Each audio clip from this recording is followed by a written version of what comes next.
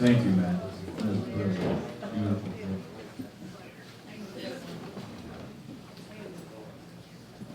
Hard to follow that. You might not know Mike was a storied athlete.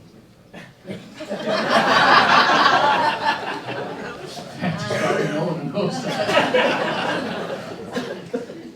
Several of us were members of the Vultures, a team in the Central Softball League.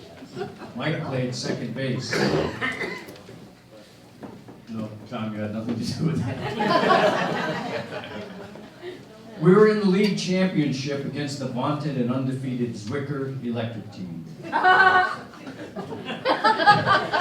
is a winning league, I tell you. No one gave us a chance, but somehow we had a one-run lead in the bottom of the last inning. With one out and Zwicker runners on second and third. Mike was crouched, glove at the ready, 3 feet off second base, holding the runner close to the bag. Everybody knew it was a hit-and-run situation, and it was. A hard line drive right toward Fischler. He stepped quickly, lunged to the left with glove outstretched. He sensed it graze the tip of his glove and frantically whirled round to find it. He seemed confused when halfway down both second and third baselines, both runners returned to tag up. Meanwhile, he's holding both hands up in the air, trying to understand what the entire team was yelling as we screamed, "The ball is in your glove! Tag second!" It would have been the season's easiest double play and sealed our first and only championship. Both runners scored, we lost. All the way from Huntington Beach, California, a woman who in 1972 was in Michael's Ed 406 class, educating the culturally different. Sounds like an autobiography. Susan Klein. Susan Klein.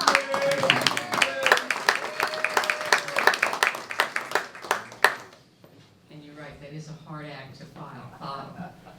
And I don't have the depth or breadth of experience because my memory fails after about 4 decades. But I do have a very interesting story to tell. Like most of you here tonight, I spent the better part of my life teaching in the sanctity of a classroom full of students. And like many of you, I relished the autonomy of having my personal space and valued the camaraderie of sharing ideas with my colleagues. This brings me to my story. Up to this point, I had been teaching for about 2 decades, some 3,000 miles from my alma mater. And like any other day, I was standing in the front of my classroom with students who at least I had hoped appreciated what I had to say, when all of a sudden this person barges into my room. He proceeds to sit down in my desk chair. Yes, my desk chair. Then folds his arms and shows me his poker face. Now imagine, I am on the receiving end of this behavior. I am trying to teach a room full of 10-year-olds when this adult disrupts the momentum of my lesson. I don't think there are many of us who like an unannounced visitor, much less.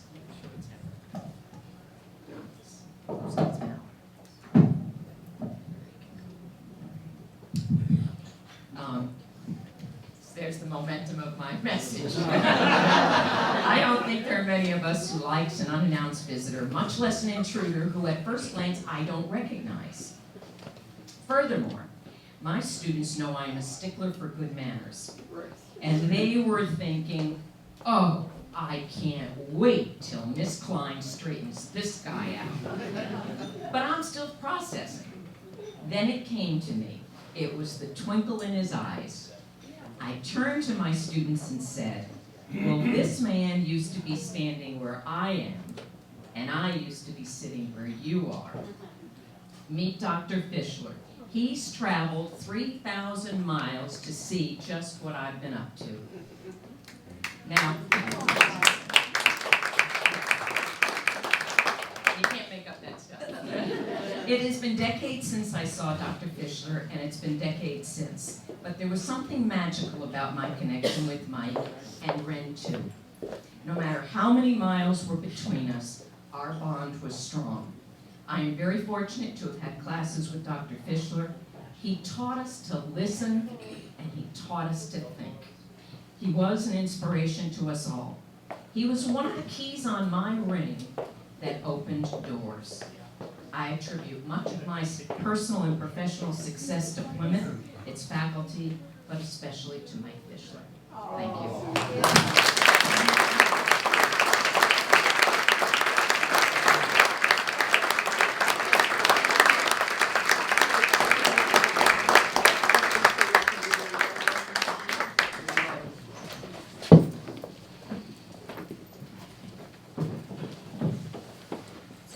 Thank you, Susan.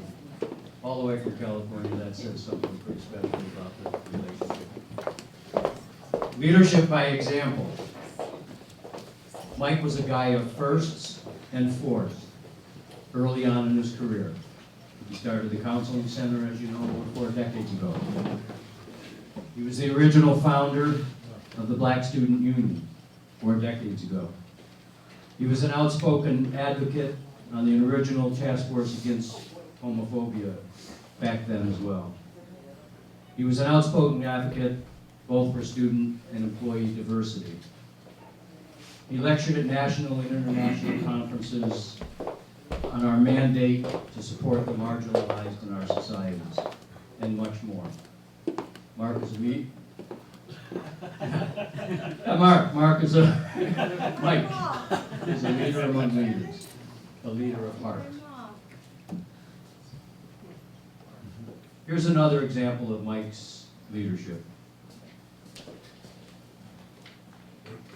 Well, I'm gonna, no, it's already been spoken about by someone else. But yet a different style of his example of leadership. During Passover, the Feast of Unleavened Bread, once again, Pat and I were invited to Mike and Ren's for a kosher meal in celebration of the holy days. Quite unlike his usual reserve, Mike was center stage, sharing the meaning of Passover, reciting from Scripture, telling the history and importance of partaking of unleavened bread and the sanctity of the fast. He stressed the holiness of life and character and his sense of obligation to the sacred fast. Though there was none of the usual bread at a typical Fischler meal, in keeping with Mike's honoring of the fast, Ren served a perfectly delicious kosher meal. It was a wonderfully spiritual and uplifting evening. After the meal, Mike started clearing the table and insisted the rest of us remain seated and relax while he cleared the dishes for dessert. A minute passed and I felt a little bit guilty, so I gathered some of the dishes and took them into the kitchen. As I entered the kitchen, there was Mike, squeezed between the refrigerator and a cupboard, stuffing his sheepless face with a raised donut.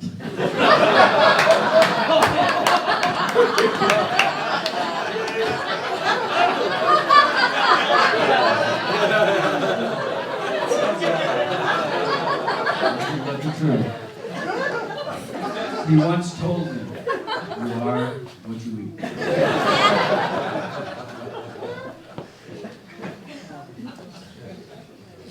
All I need to say about the next speaker is God bless Mark Fischler for inheriting his mother's genes.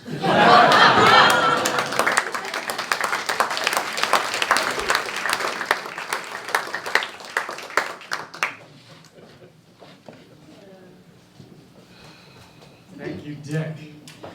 Yes, thank you. And thank you all for being here to honor a great human being.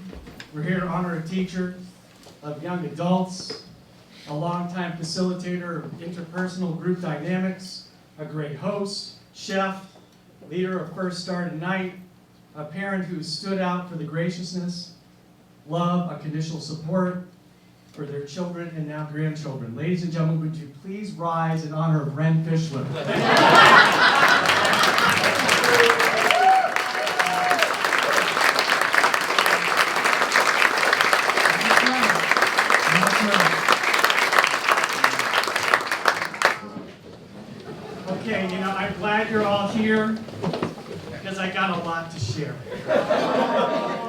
got a lot to get off my chest. So thank you for listening and being there for my sister and I as we share a child's perspective of being the son of Michael Fischler. First off, the man doesn't care that you're family. He's just gonna mess with you. Think about the time when I was 5 years old and I went to orientation. Dad invited me to orientation at PSU. Uncle Jim Smith, Uncle Dick, Peter Otis would be there. I said I didn't want to go because you're going to talk about me. And he said, trust me. And so, yeah, I should have known at 5. Yeah, you're right. I mean, what the heck is wrong with me? So I get there, we're sitting there, and Dad gets up there to talk about the counseling center. And he said, you know, I've got a special person here in the audience, my son Mark. And here I am, I'm feeling proud at this very minuscule moment. Like, wow, Daddy's going to say something positive about me. I got a story to tell about Mark.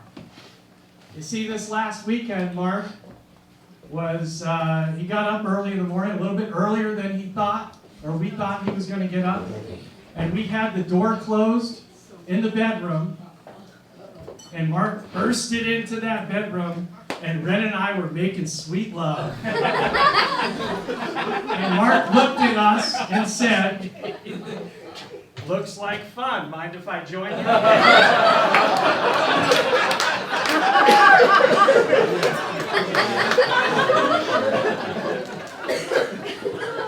Are you effing kidding me? That's the most traumatic moment of my life. An event that I'm still receiving therapy for. And he says that to all those people.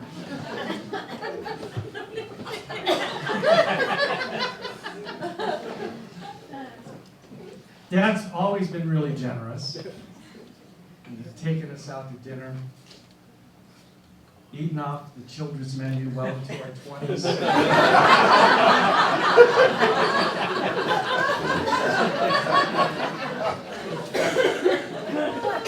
Been a proud family moment. Helped me develop an everlasting love of chicken fingers and fries. Thanks, Dad.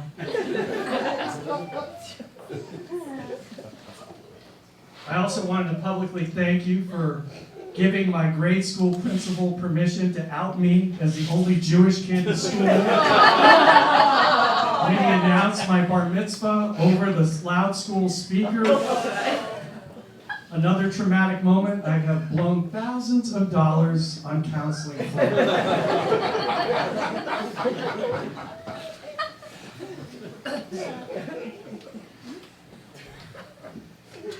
Many of you here are educators and are quite aware of the phenomena of what is called as helicopter parents that is associated with the millennials. Many of you may not be aware that Valerie and I were about 30 years ahead of recent phenomena, as Dad is in the Guinness Book of World Records as the first ever helicopter parent. Somehow Dad, with a full-time 2 jobs, was able to attend every practice in football, baseball, basketball, wrestling throughout my life, attended every game. As many of you may or not be aware, was a very vocal participant at those games. Dad frequently raised his voice at the local umpires and referees over perceived missed calls. Coach Underwood, who's here tonight, vividly remembers Dr. Fischler climbing the backstop at my high school championship game at Gill Stadium to gain a better view and to get a little bit closer to the umpire's ear to ensure the balls and strikes were to his liking. I mean, somebody hired this guy to teach interpersonal group dynamics?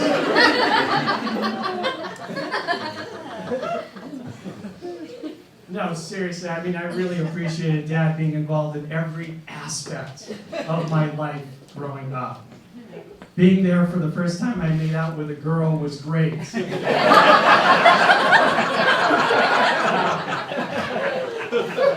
Giving me pointers and then a request to finish up to make sure I got home in time to weight lift in the morning. Totally appreciated Dad. Thank you for being there. As many of you know, my first career was in the law, and Dad was a great motivator and teacher on that front. He taught me early on about free speech. He said, use the college phone.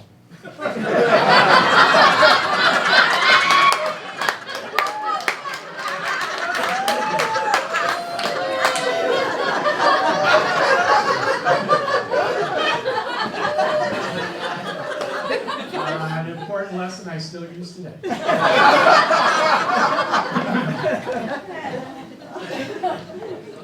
As many of you know, my mom's French culture has had an indelible impact on our family, especially Dad.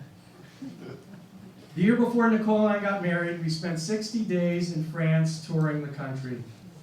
The last 10 were spent with my parents, which was quite memorable. Dad, with his deep understanding of culture, thought it would be wise to walk into a French bakery and inquire if they sold French bread. And if they did, was it good?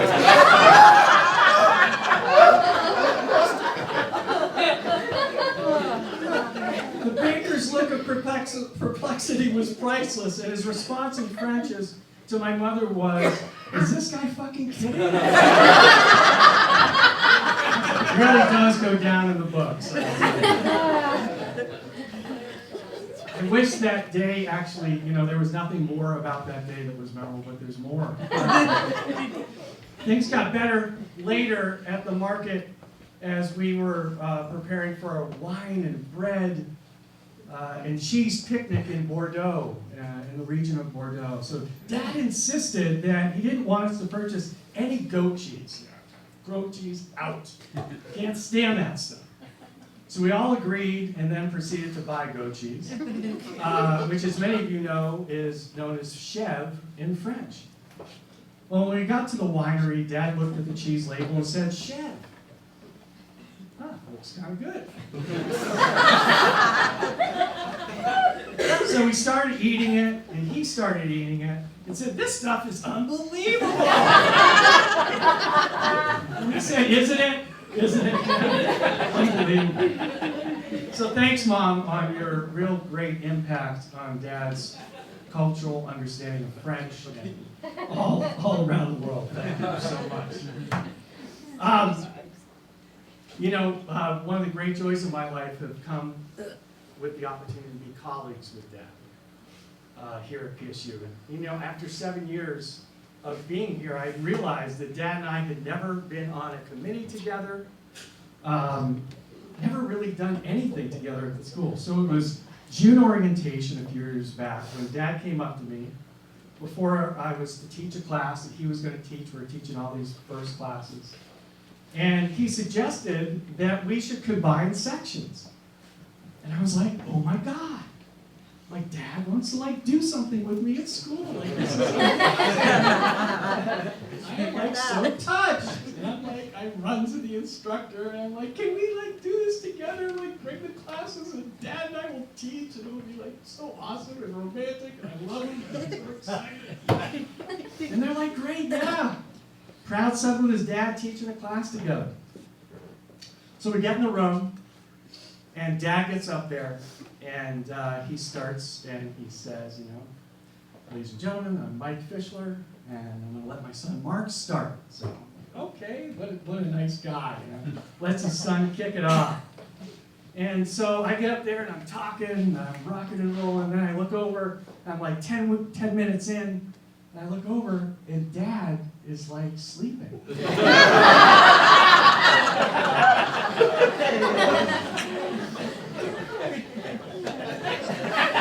And I'm like, what? Well, and I kept looking over I'm like, it's 9:30 in the morning. And I looked over again, and the man was dead to the world. God, he was snoring. I was like, God.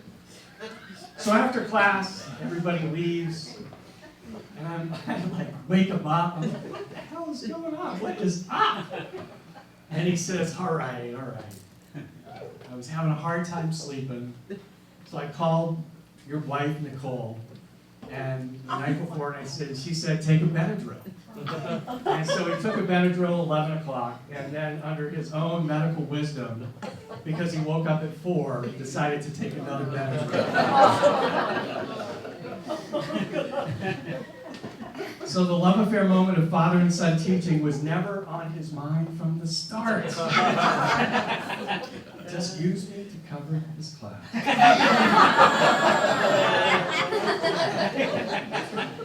So we begin with a 5-year-old being used by daddy for humor.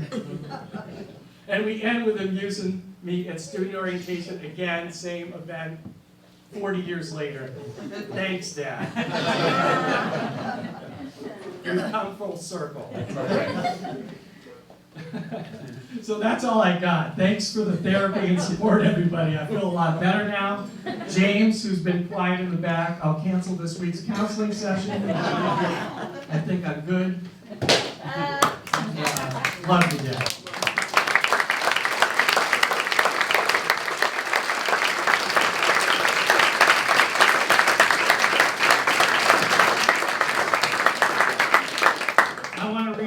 One of Dad's great friends, one of his early students who became a great friend in life. Herman Hinterhauser wanted to say some words. Dear Mike, unfortunately I'm unable to attend your retirement dinner. You've been a special friend in my life for 45 years, and I have benefited greatly from the soul food you so generously offered when I needed it most, along with the many laughs and great times we shared together. I'm a better person for the hours I spent in your classes back in 1975 at Plymouth State, Dartmouth, and the TM sessions at your home in front of the fireplace with all the young students when I was a big shot executive in business. I still share the story of the night you had us go through Gestalt therapy, and no one volunteered to be the first in the chair. It was the old guy who said to you, damn it, Mike, I paid for the class, so give me the chair, and that's when the fun began. Congratulations and best wishes to you and Ren as you enjoy the good life of retirement together. With love, Herman Hinterhauser.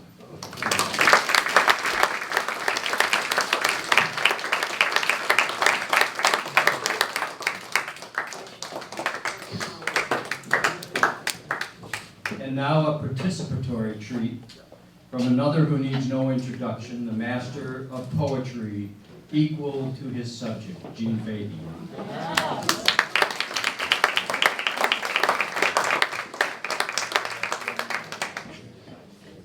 Notice Dick exaggerates. Mark, a few months ago, asked me to do a poem. Yes. And I said, Mark, those poems are lame and they're corny and it would be ridiculous. And Mark said, I know. So, if there's any saving grace here, it's that there's participation. You get the chance to finish the last line of each verse. Okay. And in the interest of brevity, and because some topics have been covered already, about 20% of this has been X'd out already. You're welcome.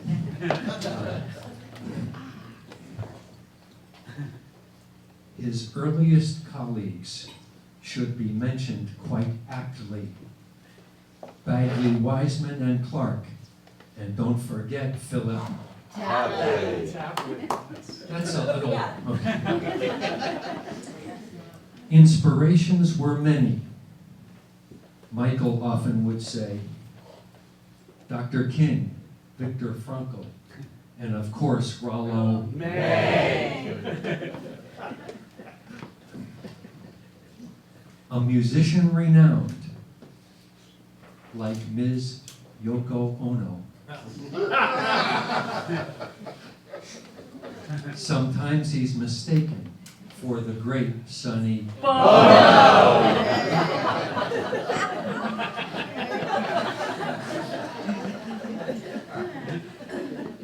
Like Batman and Zorro and Johnny Cash, Jack.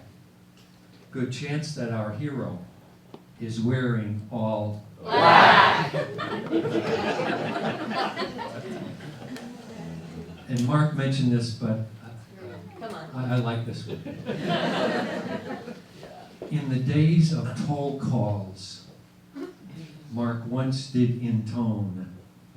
In Dad's mind, free speech means use the school phone. Dick Hage, he was bitter. Dick Hage, he did fume. Fischler's name's on a building. Me, one crummy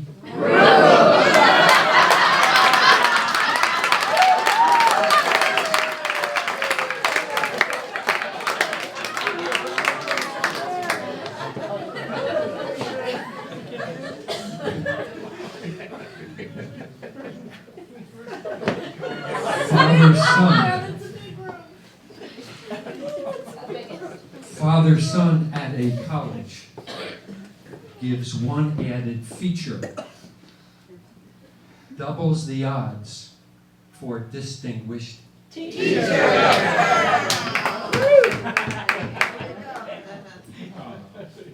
You told us so often, it's almost a blur.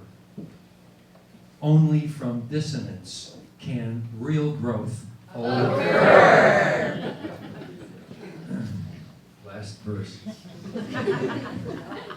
And so, Mike, we're thankful at Plymouth State you were hired. And we wish you all blessings now that you are retired.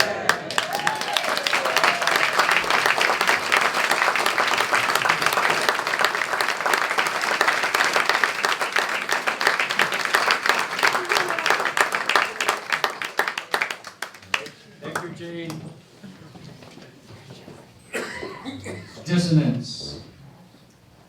You've heard it said by Michael, without dissonance, there is no growth. An example of how he taught it. Michael did a wonderful job at many a parent orientation session. He always delivered a memorable presentation clearly entitled Transitions and Developmental Issues Facing College Students, when in fact, the real focus was on helping parents with separation anxiety and their own personal transitions. He nailed their attention with his opening line by informing them that generationally, they were the next to go, i.e., the next to die. That would get your attention. Using his own experience to connect with his audience and to demonstrate the reality of being the next to go, he launched into an excruciatingly detailed description of his shower that morning. He told them what had heretofore been a beautiful cascading of water over his firm pectorals were now a series of sluggish rivulets pooling in deep pockets above and around his waist. He described looking further down, but the view of his feet, which he vividly recalled seeing as recently as during last week's shower, was now obstructed due to his protruding belly, though he sensed his feet were still there. Proceeding to shave, he looked into the mirror, and the hair that was growing on his head just yesterday, he said, was now growing out of his ears. Some parents laughed, some cried, a few appeared in shock, though somehow all seemed connected. In truth, his humor, acute sense of parent-child dynamic, and attention to parent as partner in student success had parents on both a crying and laughing roller coaster. And the long lines that queued up to thank Michael after those talks were fitting testimony to the impact he made. I'd like to ask another of Mike's close colleagues, a wonderful teacher, a longtime professor at Plymouth, and a person who was also in Counseling Center, Gary Goodnow.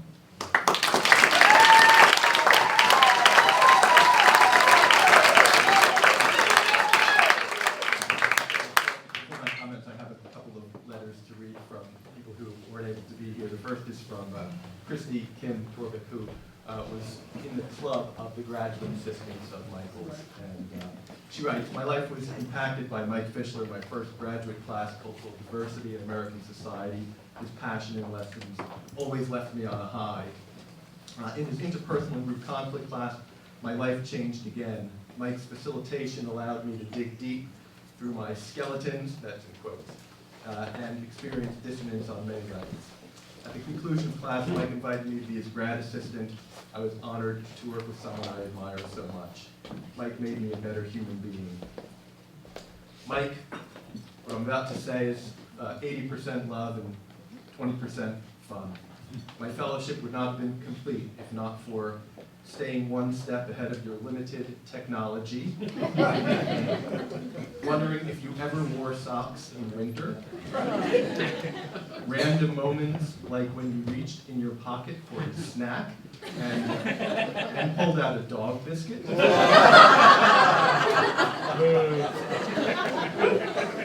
and forever reminding me there's no growth without dissonance.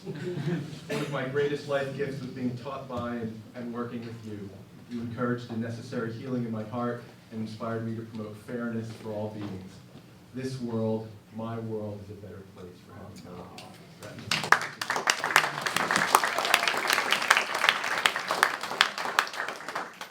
The other letter that I have is from Sarah Jane Steen, who was our president for 10 years, and she was regretful that she could not be here. She writes, "Michael, your emphasis on reflection initially made me squirm." For those of you who know Sarah Jane, you would firmly ask, "How did you feel about that?" And I'd have to decide when I hadn't felt anything until you asked, and you would listen and ask thoughtful follow-ups. Your students describe how you promote reflection and growth in them. You do the same with friends. You also can be silly, incredibly, joyously, exuberantly silly. No one can forget your laugh or fail to laugh with you. And no one should ever, ever, ever, ever have to follow you as a speaker, which parenthetically is why you're doing laughs. They are doomed to failure by contrast. Yes, that's from experience. When I think of good work from the Fischler Counseling Center to First Start Tonight to save our students' scholarship, I think of you. The same with a culture of acceptance, diversity, and justice. Michael, you are a take on a song. Whenever you need him, he'll be there.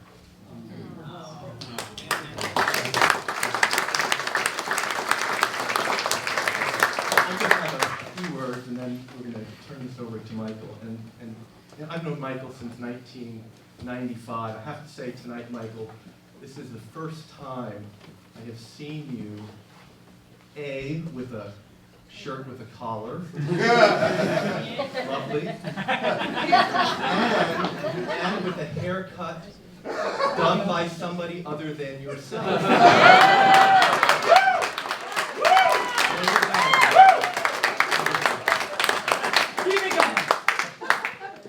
No toothpaste either. Seriously, Michael's really the reason that I'm here. He was the chair of my search committee. I'll get to that in just a minute. But for the last decade or so, I've been a department chair, and I've had the opportunity to read my graduate evaluations. And yeah, they have all the accolades you've heard. Best professor ever. I learned so much about myself. So passionate, made me cry. Yada yada. Of course, they all loved Ren even more because Ren actually always came and talked in his class, and that's what they always said. But also the complaints were the interesting things. And it took only like 12 years of me sharing these complaints with Mike for some of them to even get covered. For instance, to let his students have a break in class. What he had to say was so very important, right? Could not possibly give them a break. Only 5 minutes, right? Instead of a 15-minute break. And he insisted on having classes that were longer than necessary, going on 4 hours when others only taught for 2.5 hours. But that's because he had something important to say, right? And so why give people a break or let them go home? and even actually, just as recently as a couple of weeks ago, we were trying to figure out his fall schedule. And you remember, Michael, we've been having the same discussion for 15 years. Like, no, Michael, you have to let them have a break. You have to let them go home. And the other complaints, you know, he says fuck and shit a lot. Always with emphasis and always in a meaningful sort of way, because the word just didn't mean enough unless you had a fuck in front of it. So despite that, they love it. But so mainly I wanted to tell you about how I came to Plymouth State, because it's because of you, Michael, as the chair of my search committee. I came up on a weekend for a Monday interview in April. There was still snow on the ground. I was coming up from Virginia. It was a bit of a shock. But anyway, I got a phone call from Michael that Sunday, the day before the interview, and he invited me to come over to, I think it was the Benwood's house, right, for the birthday party of my department chair, Ginny Barry, who unfortunately is not able to be here with us tonight, and her husband Terry. And it was his 50th birthday, and I hadn't even interviewed with the chair yet. I hadn't even really met Michael yet, so I was a little nervous. And I got there, and got a very hearty welcome, Mexican food, beer. It was really kind of nice, a small group, maybe 10 people. And I got my plate of food and my beer, and I sat down on the couch. It was sort of in a circular area. And I looked to my left, and I nervously introduced myself, and I said, Gary Goodell, I'm here for an interview. And I said, and who are you? And he said, I'm Don Yorton, I'm president of the and then like, this is not like how my other interviews went. And then Mike handed out song sheets. This is kind of interesting. I'm a fast reader, so I read through the song sheet. I read through the song sheet, and I started sweating, trickling down my armpits, and it wasn't from the Mexican food. The song was On Top of Old Smoky. Which, you know the tune, right? I'm talking about.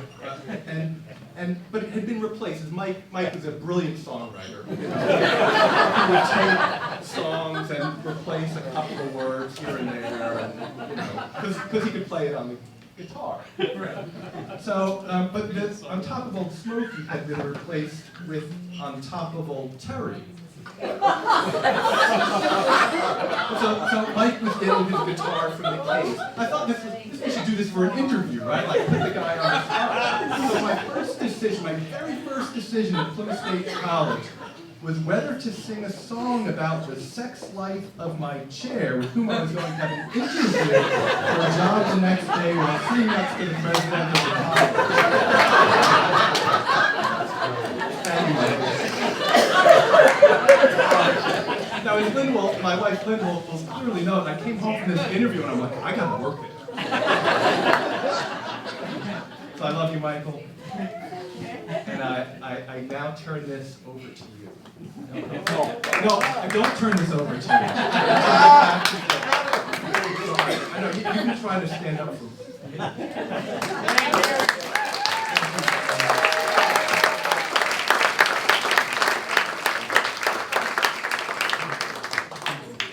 One final story, a word on self-proclaimed bargainers. Mike calls it the art of personal charm.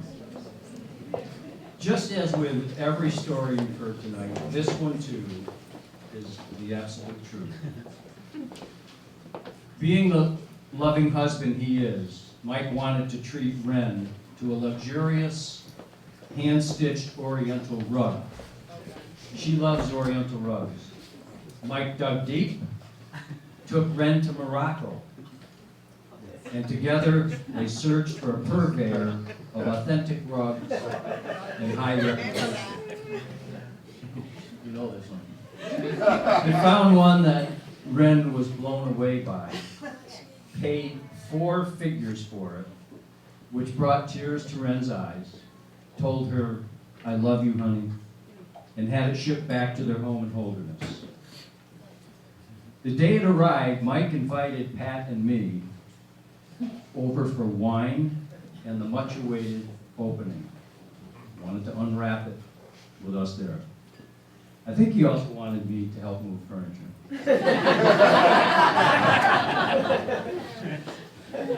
Or maybe not help, but just move furniture. Of course, Mike had to first describe the journey, the detail of the journey. He said, "Pat and Dick, you wouldn't believe the experience." He told of procuring helpful tips from locals, arriving at this quaint place and being greeted by the sweetest, most humble young couple who treated them like family. Mike said he explained to his newfound friends that he wanted something of special quality for his loving wife, and informed them of Ren's Algerian roots and Moroccan connection. Mike said he knew it was at that point that a special bond was created with the young couple, who invited them into a special room, served them tea, shared hookah with them, and insisted they experience firsthand the authenticity, beauty, and comfort of their rugs before committing to buy, because they wanted them to be perfectly happy, as this would be a lifelong treasure crafted by loving hands. On, photo, please.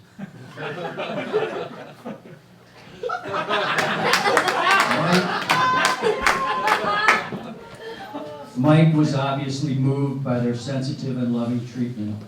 Even the garb they were provided to complete the experience. He said he was touched by the lesson half a globe away. Total strangers, yet one family. He said he was once again reminded, treat others decently, and it comes back to you tenfold. He toasted us, said he was feeling apologetically giddy about making a deal of his life, and that he was happy he and Ren could share this moment with us, and then proceeded to unwrap the rug. I never realized that authentic Moroccan hand-stitched rugs costing in the 4-digit figures had raised neck glued to thick gum rubber backing, and the curious place where a plastic tag had been most recently cut seemed unusual. I looked at Mike. All I could see was his tonsils.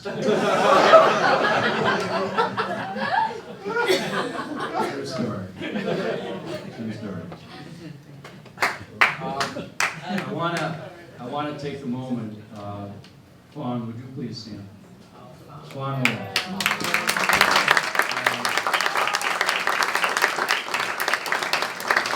This evening would not have happened if it wasn't for her organization. She kept us all in line. She corresponded with everyone. She took care of the donations. She made the arrangements here at the inn, the food, the room, and just a miracle wonder. She kept a bunch of rowdies in line. Fawn, thank you very much.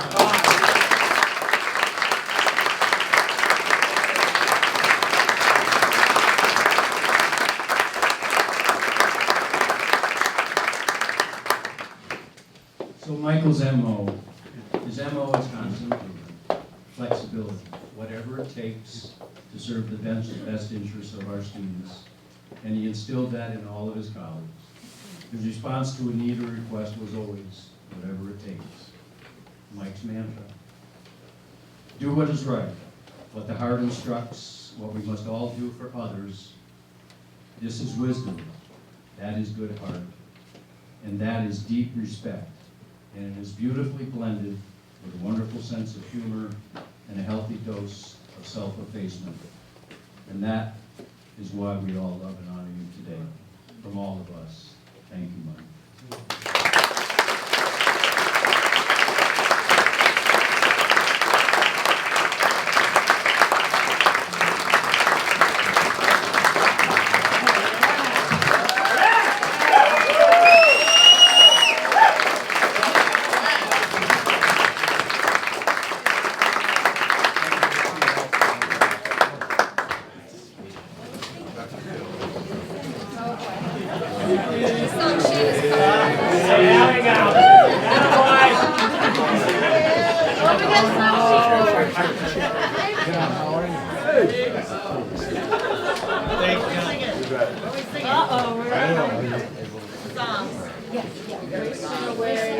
Michael Fischler, Bill. I had no idea.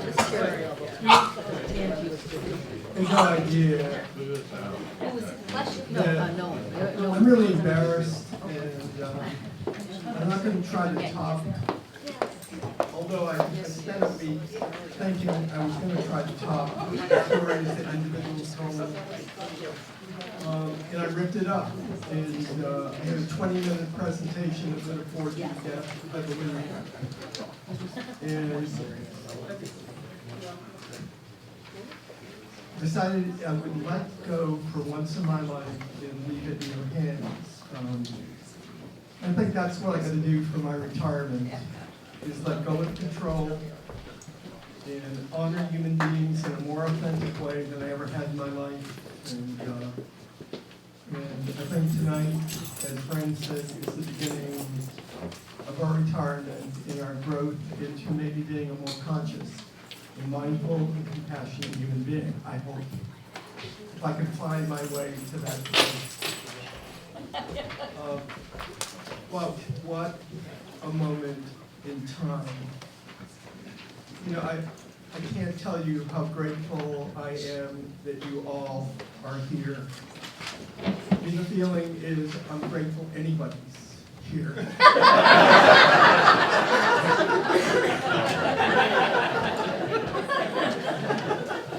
And I'm especially grateful that you think I'm worth the $50 they charge me.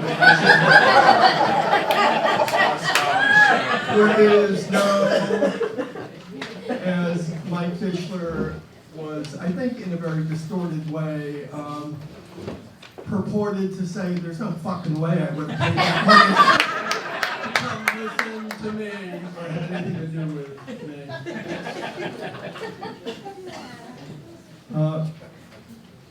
A word to those who aren't here. And this morning when I woke up, then everyone had homework for me, trying to tame me.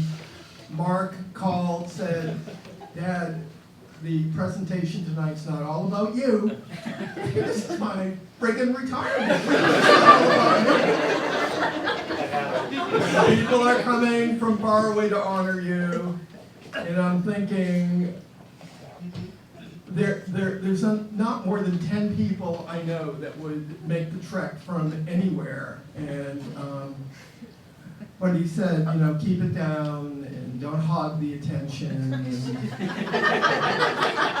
So then, and then Nicole yesterday said, "I hope I'm not going to offend you, Dad, but I made an appointment for you at 2 o'clock to go to some beautician."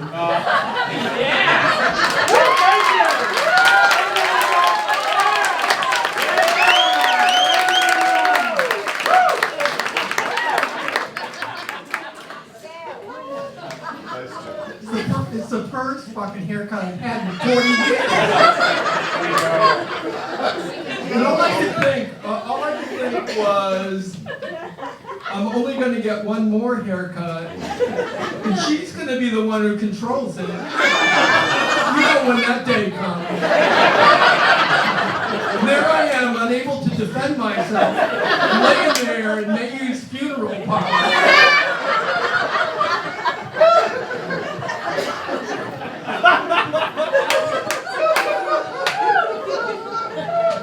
And my beloved French wife said to her, "Don't worry, you take care of his head and I'll take care of the rest of his body."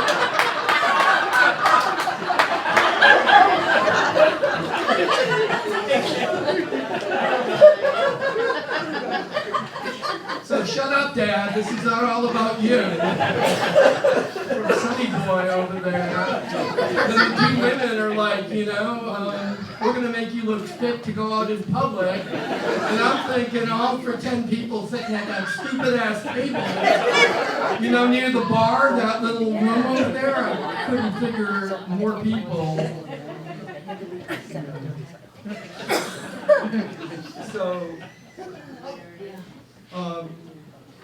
So Ren, to sort of like get me in the mood, to socialize me appropriately when I woke up, said, "I've saved for you all these letters from people who can't be there."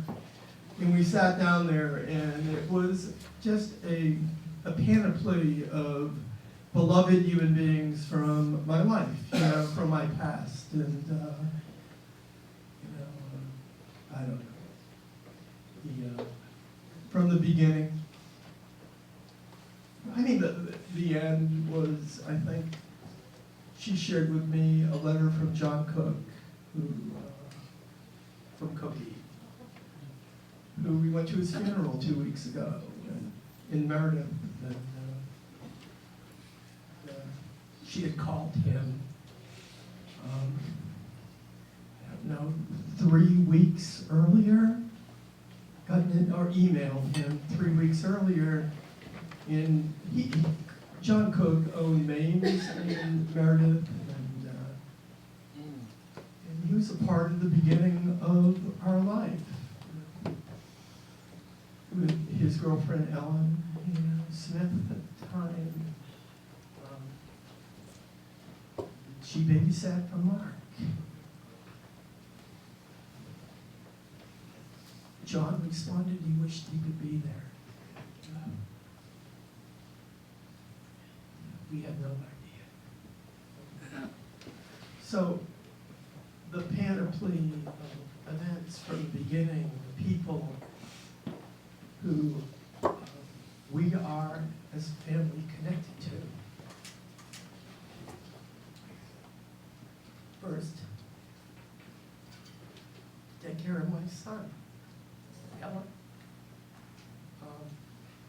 to the end. And, so, Ren shared some four dozen letters. Each of them brought back precious memories, and they each of them touched the deepest parts of my soul. I want them to know in some way that we are, and I am forever grateful. And I feel, obviously, their presence tonight. Now let me talk directly to each of you who are here. Each of you,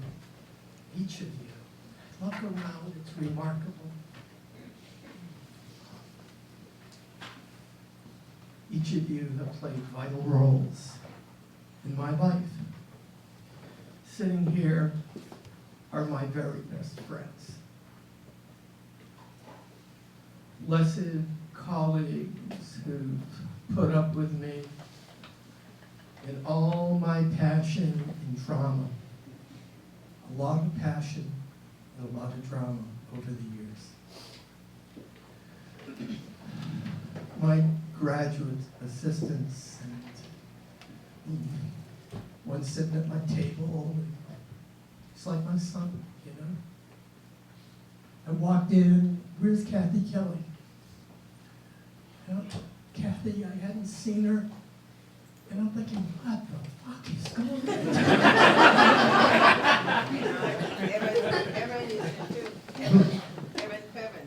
Where's Right down. You did not have it.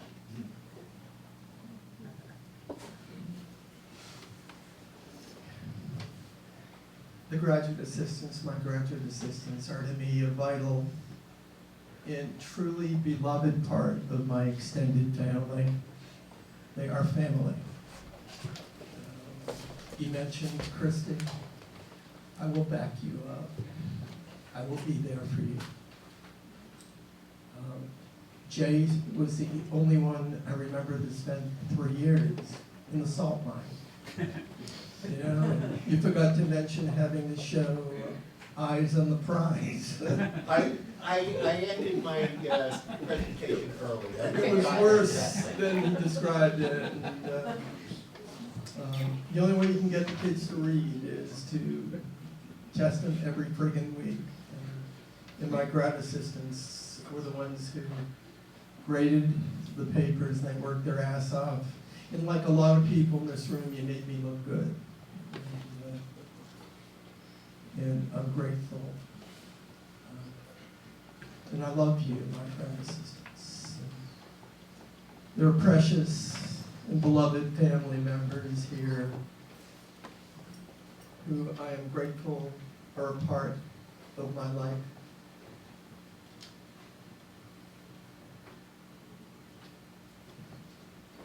Fingers are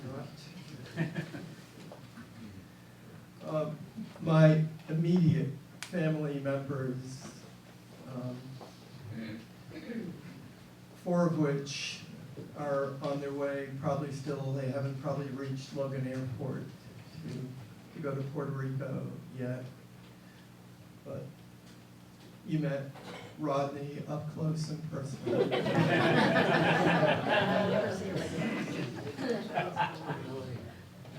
You know, I'm stuck with you, my immediate family members, and you're stuck with me. And I want you to know how incredibly blessed I am to be stuck with every one of you. In the words of Mark and Nicole's spiritual wedding song, Stand By Me, I would ask that of you, blessed direct members of my family, when the storms of life are raging, stand by me. When the storms of life are raging, stand by me.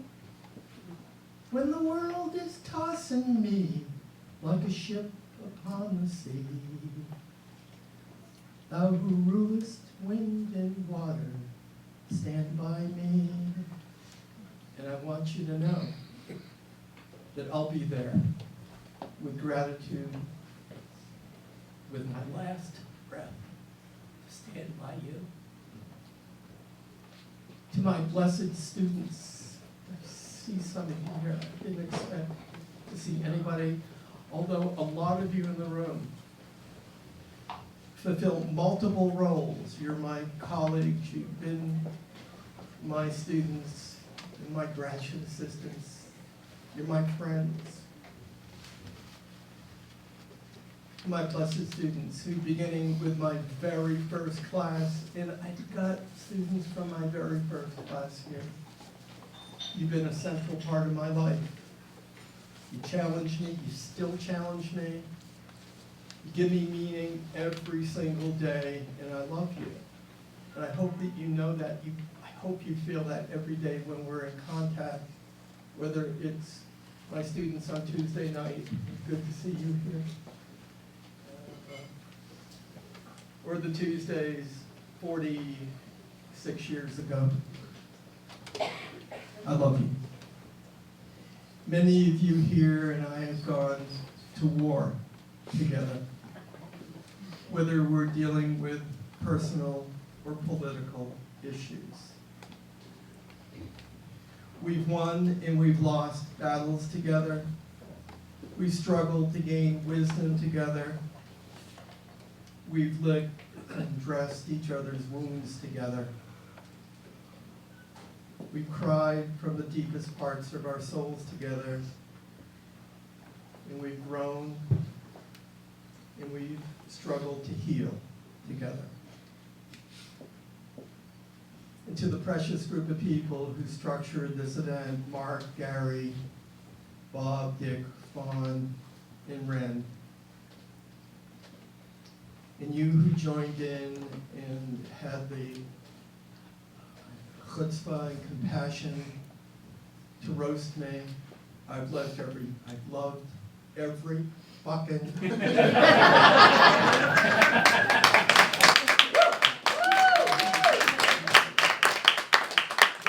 The payback feels like karma at its very best. The great laughs, the warm barbs, the honesty, and the incredibly well-disguised love. Sometimes it's a little too well disguised. I'm so grateful that you're in my life. And lastly, what would be a Fischler retirement ceremony, roast, without ending it by us all joining in together in song. And toward that end, I have created my own personally constructed. Don't read the friggin' thing yet. My own personally constructed retirement sing-along. Although there's not a line in it because I heard that Willow was coming.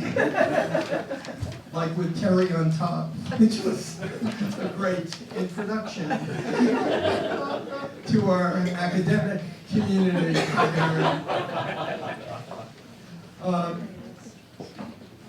The song is called Wasted Away in Michael Fischlerville. And if you could be the mic stand, if you don't mind, Dick.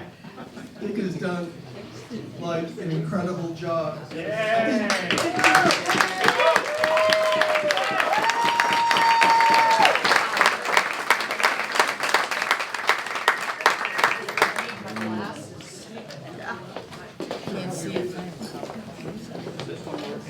Is this, okay, and this.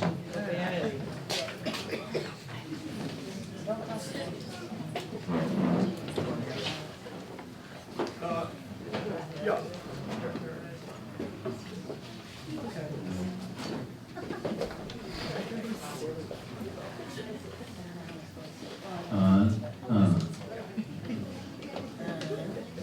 Guitar, regretfully voiced.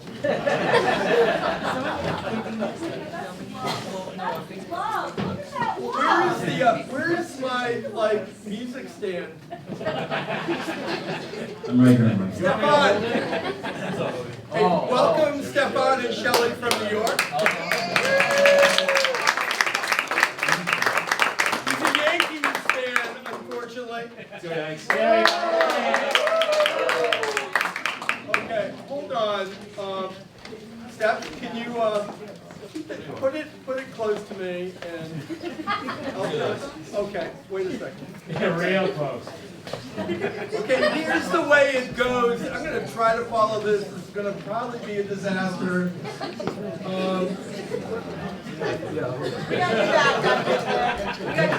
Anyways, this is the way it goes. Nobody sang yet.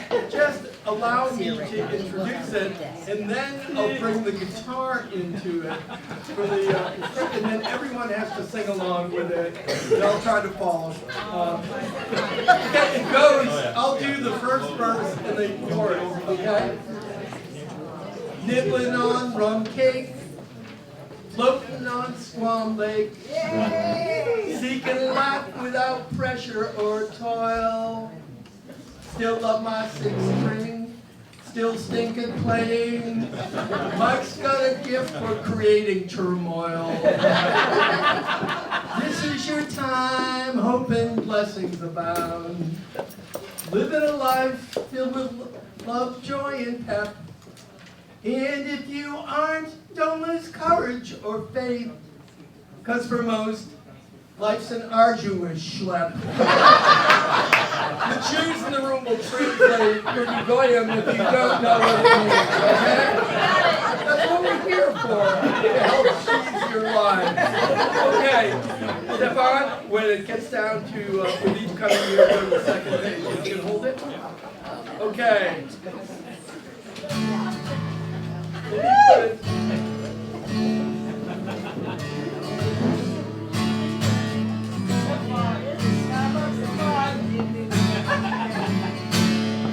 nibbling on a cake,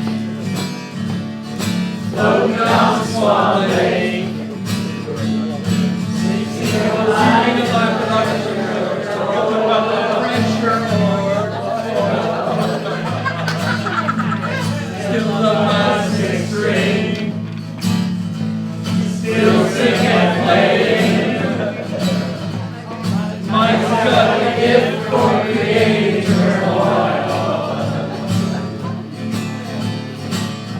This is your time, open blessings around.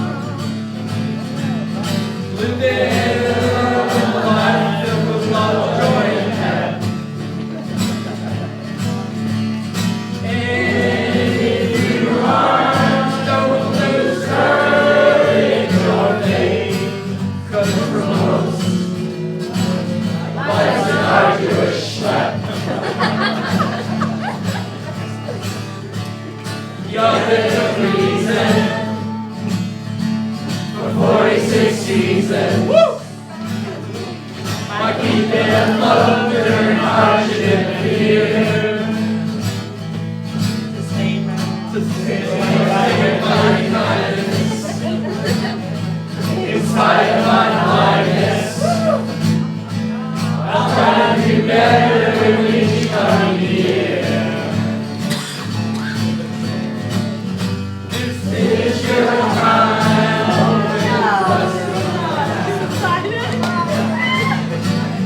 living a life of love, joy, and happiness.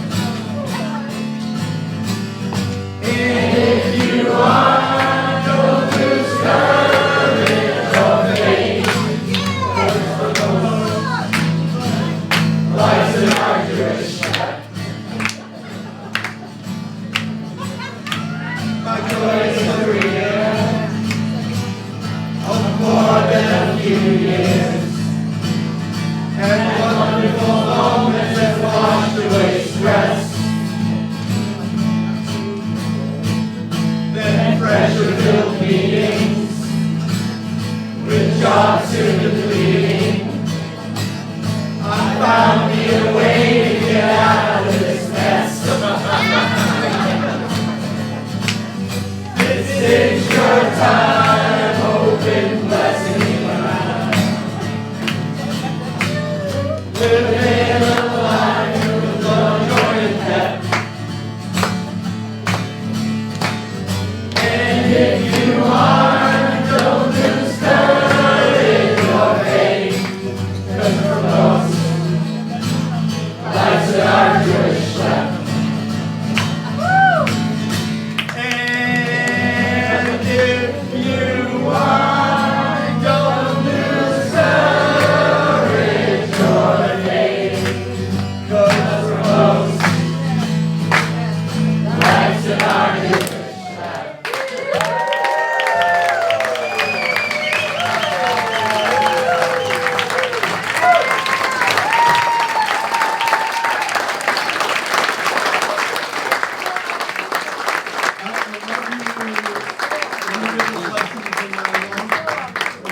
And I wish you nothing but blessings in your life. Thanks for being here.